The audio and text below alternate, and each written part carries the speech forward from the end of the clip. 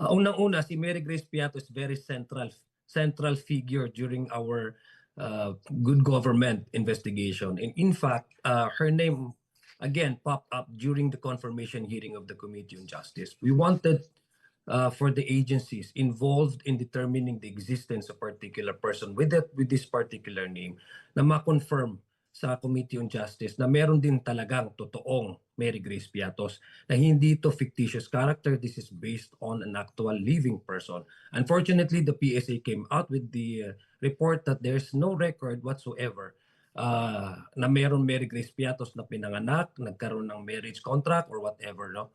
So in the matter of presentation of the articles of impeachment, ang sinasabi po natin, katotohanan at pawang katotohanan lamang ang ilalatag natin sa Senado at sa sambayan ng Pilipino. Our contention is that, and confirmed by the PSA, that Mary Grace Piatos does not exist and has no record.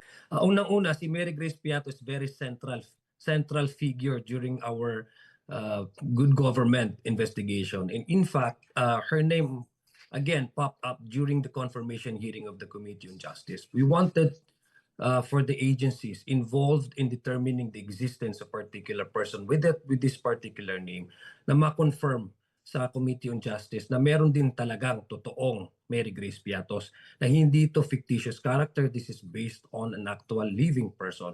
Unfortunately, the PSA came out with the report that there's no record whatsoever na meron Mary Grace Piatos na pinanganak, nagkaroon ng marriage contract or whatever, no? So in the